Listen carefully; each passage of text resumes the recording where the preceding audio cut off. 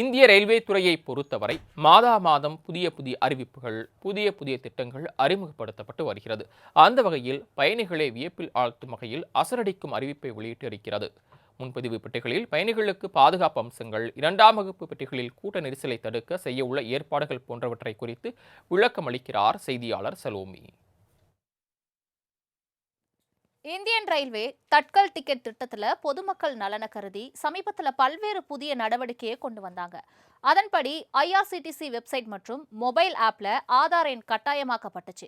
அதே போல அதிகாரப்பூர்வ பிஆர்எஸ் கவுண்டர்கள் ஓடிபியை உறுதிப்படுத்தின பிறகுதான் தட்கல் பயணச்சீட்டு முன்பதிவு வழங்க முடியும்னு அறிவிப்பை வெளியிட்டிருந்தாங்க. இந்த மாதிரி பல மாற்றங்களை ரயில்வே துறை கொண்டு வந்துட்டு இருக்கு.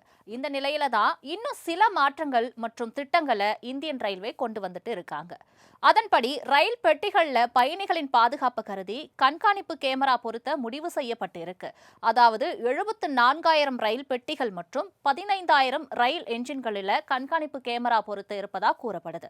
அது மட்டும் இல்லாம என்ஜின்கள்ல பொருத்தப்படும் கேமராவில் மைக்ரோபோனையும் பொருத்த இருப்பதா கூறப்படுது.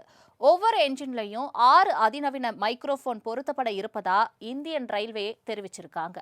இந்த கண்காணிப்பு கேமராக்கள் ரயில் 100 கிலோமீட்டர் வேகத்துல போனாலும் கூட காட்சிகளை தத்ரூபமா படம் பிடிக்கும்னு தெரிவிக்கப்பட்டிருக்கு. அடுத்ததா முன்பதிவு இல்லாத பெட்டிகள்ல சில மாற்றங்களை கொண்டு வர இருப்பதாகவும் தெரிவிக்கப்பட்டிருக்கு. சமீபத்துல உத்தரப்பிரதேசத்துல நடந்த கும்பமேளாவுக்கு போக டெல்லி ரயில் நிலையத்துல 100க்கும் மேற்பட்ட பயணிகள் கூடியதால அங்கு கூட்ட நெரிசல் ஏற்பட்டு கிட்டத்தட்ட 18 பேர் உயிரிழந்தாங்க. ஒரே நேரத்துல முன்பதிவு இல்லாத பெட்டிகள்ல பயணிக்க அங்க அதிக பேர் கூடியிருந்ததுனாலையும் அவங்களுக்கு ஒரே நேரத்துல டிக்கெட் அளிக்கப்பட்டதுனாலையும் அத்தனை உயிரிழப்புகள் நேர்ந்ததாகவும் குற்றச்சாட்டு எழுந்தது. அதன் பின்பு முக்கிய ரயில் நிலையத்துல, குறிப்பா ரொம்ப தூரம் செல்லக்கூடிய ரயில் நிலையத்துல கூடுதல் பாதுகாப்பு ஏற்பாடுகளை இந்தியன் ரயில்வே மேற்கொண்டு வராங்க. அதன் தொடர்ச்சியா 2ஆம் வகுப்பு டிக்கெட் வாங்கினவங்க முன்பதிவு பெட்டிகள்ல பயணம் செய்யறதை தடுக்கவும் கண்காணிப்பு அதிகரிக்கப்பட்டு இருக்கு. ரயில் புறப்படுவதற்கு 30 நிமிடத்துக்கு முன்னாடி முன்பதிவுள்ளா பெட்டிகள் திறக்கும் நடைமுறையும் சில ரயில்களில் அறிமுகப்படுத்தப்பட்டு இருக்கு.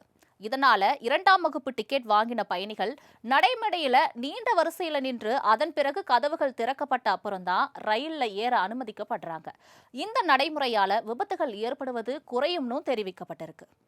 அதே போல கடந்த காலத்துல 2ஆம் வகுப்பு டிக்கெட் வாங்கின பயணிகள் முன்பதிவு பெட்டிகள்ல ஏறி முன்பதிவு வாங்கின பயணிகளோட இருக்கைகளை ஆக்கிரமிச்சு விதிமுறைகள்ல ஈடுபட்டு வந்துட்டு இருந்தாங்க.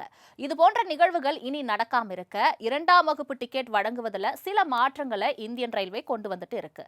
அதன்படி ஒரு முன்பதிவுள்ளா பெட்டியில 150 டிக்கெட்கள் வழங்கும் முறை அறிமுகப்படுத்தப்பட்டு இருக்கு. இந்த நடைமுறை சோதனை முயற்சியா துவக்கப்பட்டு இருப்பதாகவும் கூறப்படுது.